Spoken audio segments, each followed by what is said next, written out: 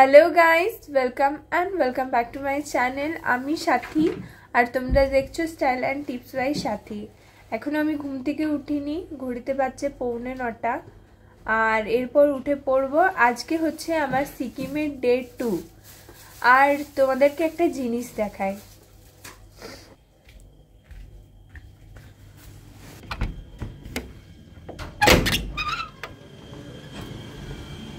Look at the view.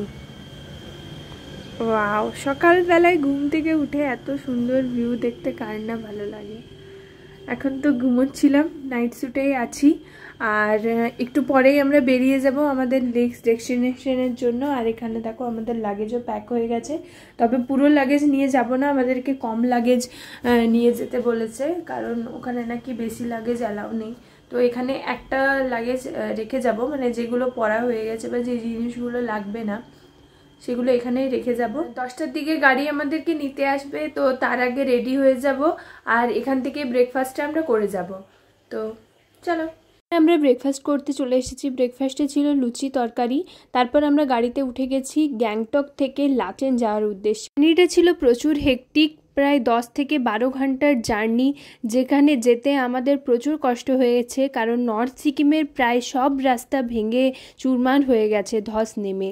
আর সেই জার্নিটা আমি তোমাদের সাথে পুরোটাই শেয়ার করব, তোমরা দেখতে থাকো। আজ মূলত সারা দিনটা আমাদের গাড়িতেই কাটবে, আর মাঝখানে যে সাইট সিইং অর্থাৎ ওয়াটারফলসগুলো পড়বে সেগুলোই আমরা দেখতে দেখতে যাব। প্রচুর ওয়াটারফলস এখানে আছে, তবে প্রত্যেকটা ওয়াটারফলে দাঁড়ায়নি, যেগুলো বড় বড় ছিল সেখানেই দাঁড়িয়েছে। আর আমরা কোনো জায়গায় দাঁড়ালে সেখানে বুঝতেই পারছো 1 থেকে 1.5 ঘন্টা সেখানেই কাটিয়ে দিচ্ছি, কারণ সেখানে ফটোজ ভিডিওস তোলা। আর যেতে যেতে তো পুরো ভিউটা আমরা এনজয় করছিলাম। চারিদিকে পাহাড় আর পাহাড়ের মাঝখানে রাস্তা, অসাধারণ একটা দৃশ্য আর মনোরম একটা আবহাওয়া। আজ 31 মার্চ 2025। আজকে আমরা গ্যাংটক থেকে লাচেনের উদ্দেশ্যে রওনা দিয়েছি আর এখন টেম্পারেচার প্রায় 21 ডিগ্রি। তো হালকা রোদও দিয়েছে, সেরকম ঠান্ডা লাগছে না। আর যদিও আমি অনেক লেয়ার করে নিয়েছিলাম, আমার প্রচণ্ড গরম লাগছিল। তো যারা এই ওয়েদারে যাবে ভাবছো, তারা এই দিনটার জন্য পার্টিকুলারলি হালকা কিছু পরতে পারো, যেগুলো আমার সব ফ্রেন্ডরাই পরেছিল, বাট আমি একটু বেশিই লেয়ার করে নিয়েছিলাম। তবে যত আমরা আরও উপরের দিকে উঠবো, অর্থাৎ লাচেনের দিকে যাব, তত ঠান্ডা বাড়তে থাকবে বিকেলের পর থেকে। তো ঠান্ডা অবশ্যই সন্ধ্যের দিকে লাগবে, তোমরা সাথে কিছু ক্যারি করো। আর আমি আরেকটা ব্যাপারও তোমাদেরকে সাজেস্ট করব, তোমরা যদি কোনো ট্রাভেল এজেন্সির দ্বারা যাও, তাহলে অবশ্যই কি গাড়ি তোমাদেরকে প্রোভাইড করা হবে সেটা আগে থেকেই চেক করে নিও, দরকার হলে পিকচার চেয়ে নিও। আমাদের ক্ষেত্রে এটা আমরা ভুল করে নিয়েছি, যে গাড়িতে আমরা গেছিলাম সেটা একদমই কমফোর্টেবল ছিল না, যার জন্য জার্নিটা আমাদের আরও বেশি হেক্টিক হয়ে গেছে। 7 ঘন্টা ঘুমানোর পরেও আমার প্রচণ্ড টায়ার্ড লাগছিল, তো গাড়িতে আমি ঘুমিয়েই যাচ্ছিলাম। আর এগুলো আমার ফ্রেন্ড ক্লিপ নিচ্ছিল, সামনের দিকে বসেছিল, আমরা পিছনে 4 জন বসেছিলাম। তো আমাদের প্রচুর জার্নি হয়েছে, যার জন্য শরীরটাও খারাপ লাগছিল। আর যারা যারা নর্থ সিকিম যাচ্ছ বা যে কোনো পাহাড়ে যাচ্ছ, অবশ্যই মেডিসিন ক্যারি করবে, নজিয়া, ভমিটিং, অ্যাসিডিটি এইসবের। আর তার সাথে অবশ্যই নিজেকে হাইড্রেট রাখার জন্য জল খেতে থাকবে। এই ভুলটাও আমরা করেছি, আমরা একদমই জল খাচ্ছিলাম না, যার জন্য আমাদের আরও শরীরটা খারাপ লাগছিল। জলের সাথে সাথে তোমরা অবশ্যই কিছু শুকনো খাবার ক্যারি করবে, কারণ হচ্ছে এখানে সব জায়গায় দাঁড়ালেও তোমরা মোমো, ম্যাগি, কফি ছাড়া কিছুই পাবে না। আর লাঞ্চ ব্রেকে একবার দাঁড়ানো হবে, আর যত ওপর দিকে উঠে যাবে চাল তত সেদ্ধ হওয়া বন্ধ হয়ে যাবে। তো অবশ্যই খাবার প্রবলেম হবেই আমাদের এখান থেকে যারা যাচ্ছ। আর এখানে দেখো আমরা ফার্স্ট ভিউ পয়েন্টে নেমে গেছি। এটা হচ্ছে 7 স্টেপ ওয়াটারফল, যেটা খুবই বড় ছিল। আর এখানে আমি প্রচণ্ড টায়ার্ড হয়ে গেছিলাম, তবুও তো এনার্জি নিয়ে যাচ্ছি। এখানে চুল আমি খুলে দিয়েছি, আমার চুল বাঁধা ছিল প্রথমে, তোমরা দেখেইছো। আর এটা খুব সুন্দর ছিল। সামনে যেতেই যে জলের ছিটেগুলো আমাদের উপরে এসে পড়ছিল, আর খুবই একটা দারুণ ফিল লাগছিল। অতক্ষণ জার্নি করার পর এখানে এসে একটু রিফ্রেশ লাগছে। তারপর ওখানে গিয়ে আমরা অনেক ফটোজ ভিডিওস নিয়েছি। আর আমার টায়ার্ড লাগছিল ওইখানটাই, ওই মুহূর্তে আমার এনার্জি ছিল না, তো আমি বেশি ফটোজ নিতে পারিনি। দেন আমরা ওখানে মোমো আর ফ্রাইড মোমো, স্টিম মোমো আর ম্যাগি অর্ডার দিয়েছিলাম। স্টিম মোমো 100, ফ্রাইড মোমো 150 এবং ম্যাগিটা 80 রুপিস নিয়েছিল, যেটা খেতে খুব একটা ভালো ছিল না, তবুও একটু আধটু আমরা সবাই মিলেমিশে খেয়ে নিয়েছিলাম। তো এখান থেকে এরপর চলে যাব আমরা নেক্সট ডেস্টিনেশনের জন্য। আর কোনো ভিউ পয়েন্টে আমরা দাঁড়াইনি, একদম আমরা লাঞ্চ করার জন্য এই জায়গাটায় এসেছিলাম। আর দেখতে কি দারুণ লাগছে জায়গাটা, তোমরা দেখো। আর এই যে হোটেলটা, এখানে আমরা লাঞ্চ সেরে নিয়েছিলাম। আর সামনের যে ভিউটা ছিল অসাধারণ, এখানেও কয়েকটা ছবি আমি তুলেছিলাম, যদিও ভালো করে ভিডিওস নেওয়া হয়নি। দেন এখানে আমরা এই ব্রিজটা দিয়ে ক্রস করছি, যেটা এক্সপিরিয়েন্সটা খুবই ভয়ানক ছিল, কারণ একটা টাইমে একটাই গাড়ি যাবে এখানে। আর ভিউজটা কিন্তু অসাধারণ ছিল। এটা আই থিঙ্ক তিস্তা নদী। দেখলাম প্রায় প্রত্যেকটা রাস্তা বা ব্রিজই নতুনভাবে তৈরি করা হয়েছে, কারণ আমরা সবাই জানি এখানে যে ডিজাস্টারগুলো হয় সেগুলোতে প্রায় প্রত্যেকটা ব্রিজই ভগ্নপ্রায়। তো আবার নতুনভাবে তৈরি করা হয়েছে। আর এই ব্রিজটার ওপর দিয়ে যাওয়ার সময় যে আওয়াজটা হচ্ছিল, ও মাই গড, তখন তো আমরা সবাই ভয় পেয়ে গিয়েছিলাম। বাট দেখতে তো অসাধারণ লাগছে। আর ওয়েদারটাও আস্তে আস্তে একটু বৃষ্টির দিকে যাচ্ছে আর ঠান্ডা হচ্ছে।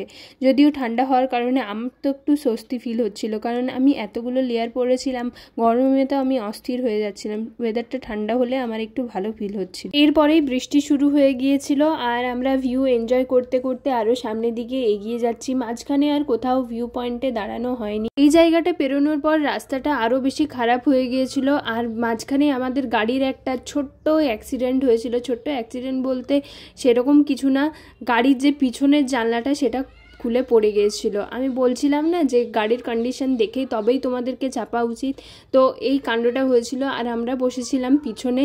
তারপর সেটা ফিক্স করতে গিয়ে আমাদের ওখানে প্রায় আধ ঘন্টা থেকে 45 মিনিট চলে গেছে। তারপর আমরা বিভিন্ন জায়গায় দাঁড়াতে পারিনি। আর এখানে রাস্তাগুলো দেখতেই পাচ্ছ কি উবড় খাবড় এবং প্রায় ভগ্নপ্রায়। তো যারা যারা এই বছর নর্থ সিকিম আসবে ভাবছো বা নর্থ সিকিমের প্ল্যান করছো বা এইরকম পাহাড়ি রাস্তায় যাবে, তারা অবশ্যই নিজেদের ফিজিক্যাল হেলথ, মেন্টাল হেলথ সব কিছু প্রিপারেশন নিয়ে আসবে, কারণ এখানে জার্নিটা খুবই হেক্টিক। আমাদের মধ্যে থেকে এক দুজনও হালকা হালকা অসুস্থ হয়ে পড়ছিল, ভমিটিং করছিল। তো তবুও আমরা কোপ আপ করছিলাম সেই ওয়েদারটার সাথে, সেখানকার পরিবেশের সাথে। সৌভাগ্যবশত সেই দিনটা আমার কিছু হয়নি, তবে তার পরের দিন থেকে আমার অবস্থাও বাজে হয়ে যাচ্ছিল এই জার্নিটার কারণে। এখানে ওয়ান ওয়ে রাস্তায়, এখানে সব ট্যুরিস্টরা যাচ্ছে এবং আসছে। আর আমার তো ব্যাপারটা প্রচণ্ড অবাক লাগছে, কিভাবে পাহাড়ের গা কেটে কেটে রাস্তা তৈরি করা হয়েছে। পা সাইডে পাহাড় আর ডান সাইডে পুরো খাদ। বিশেষ করে ডান সাইডে, জানলার সাইডে যে বসবে সে বুঝতে পারবে আসল ভয়টা কি। যদিও আমি জানলার সাইডে বসিনি, একদিন ফেরার সময় বসেছিলাম। তো যাওয়ার দিন বাকি ফ্রেন্ডসরাই বলছিল যে কীরকম এক্সপিরিয়েন্স, সবাই একবার এক্সপিরিয়েন্স করবি তবে বুঝতে পারবি আসল ভয়টা কাকে বলে। যদিও এখানকার ড্রাইভাররা খুবই ট্যাক্টফুল এবং খুবই পারদর্শী, তারা খুবই স্কিলফুল, তো তাদের ড্রাইভিং নিয়ে কোনো সন্দেহই করা যাবে না। এই জায়গাটায় ওয়েদারটা আরেকবার চেঞ্জ হলো, বৃষ্টি থেমে গেছে। আর এখানে এখন টেম্পারেচার প্রায় 19 ডিগ্রি। আর যেহেতু এখানে শীত পেরিয়ে বসন্ত আসবে, তাই এখানে বিভিন্ন ধরনের ফুলও আমরা দেখতে পাচ্ছি। স্পেশালি রডোডেনড্রন রাস্তার চারিপাশে অনেক ফুটে আছে। এছাড়াও বিভিন্ন গোলাপি ধরনের ফুল, বেগুনি কালারের ফুল, একটারও আমি নাম জানি না, কিন্তু খুব সুন্দর দেখতে লাগছিল। ভিডিওজে আমি প্রায় দেখিয়েছি, তোমরা দেখতেই পাবে। আর এখানে রাস্তাটাও খুব সুন্দর লাগছিল দেখতে। আবারও অনেকটা জার্নির পর আমরা একটা ব্রেকের জন্য দাঁড়িয়েছিলাম। আমরা গ্যাংটক থেকে লাচেনের দূরত্ব দেখেছিলাম 123 কিমি, কিন্তু রাস্তাটা যেন মনে হচ্ছিল 500 কিমি, কারণ এখানে 1 কিমি মানে আমাদের এখানের 10 কিমি। তো তারপর এখানে আমাদের তো অবস্থা একদম বাজে হয়ে গেছে। আর আমি দেখাচ্ছি তোমাদেরকে আমরা কী রকম পজিশনে বসেছিলাম, গাড়িটার একদম পিছনে। তো আমাদের অবস্থা তো বাজে হয়ে গেছিলো একদম। এখানে দাঁড়িয়ে আমি অনেক ছবি ভিডিওসও নিয়েছি। তারপর গিয়ে একদম সন্ধ্যাবেলায় আমাদের ব্রেকের জন্য দাঁড়িয়েছি। তো হ্যালো গাইস, আজকে আমরা সকালে তোমরা দেখেইছো যে লাচেনের উদ্দেশ্যে বেরিয়েছিলাম সকাল 10টার সময় হোটেল রুম থেকে। তারপর 11টায় গাড়ি ছেড়েছে। আর এখন বাজে কটা বাজে জানো? 8টা, 7:40। এখনও অবধি আমরা পৌঁছাতে পারিনি। আর এখানে মাঝখানে একটু ব্রেকের জন্য দাঁড়িয়েছি, চা খেলাম, ফ্রেশ হলাম। আর চলো দেখি কতক্ষণে পৌঁছায়। প্রচণ্ড টায়ার্ড, প্রচণ্ড রাস্তা খারাপ, ঝাঁকুনি। তো দেখা যাক কতক্ষণে পৌঁছায়। চলো পৌঁছে তোমাদের সাথে দেখা হচ্ছে। আলটিমেটলি 10 ঘন্টা প্রায় জার্নি করার পর এখানে হোটেলে এসে পৌঁছালাম। খুবই টায়ার্ড, ভাবলাম তোমাদের সাথে রুম ট্যুরটা শেয়ার করি। দেখতেই পাচ্ছ কি অবস্থা। সকাল সকাল আমরা ভিউ পয়েন্টের উদ্দেশ্যে বেরিয়ে যাব। তো আজকে শুধু রাতটা কাটানোর জন্য আজকের যে আমাদের রুমটা সেটা তোমাদেরকে একবার দেখিয়ে। এটা হচ্ছে রুমের বাইরেটা, ব্যালকনিটা তোমরা দেখতেই পাচ্ছ। এখানে আলো রুম আছে। আর এই যে এখানে হচ্ছে একটা বেড আছে, রুমটা খুব বড় নয়, ছোট। আর এখানে একটা টেবিল আছে, এই যে আমাদের লাগেজ। আর এখানে বাথরুমটা দেখিয়ে দিই, বাথরুমটা লাইট, হ্যাঁ খুবই ভালোই। এখানেও গিজার আছে আর খুবই নিট অ্যান্ড ক্লিন, দারুণ। আর এখানে আমাদের এখানে দিয়েছে একটা উইন্ডো, তবে আপাতত তো কিছু দেখা যাচ্ছে না, চারিদিক অন্ধকার। দেখতে পাচ্ছ বাইরের ওয়েদার, বৃষ্টি হচ্ছে হালকা হালকা, আর ঠান্ডাটাও জম্পেশ আছে। আর এই যে আমার ফ্রেন্ড। তো চলো, হোটেলের নাম আমি শেয়ার করে দিলাম, এক্স্যাক্ট লোকেশন আমি জানি না। তো চলো আজকের জন্য এখানেই শেষ করছি ভিডিওটা। তো প্রচণ্ড টায়ার্ড, রেস্ট নেব। তো কালকে আবার একটা নতুন ভ্লগ নিয়ে তোমাদের সামনে হাজির হব। আজকের জন্য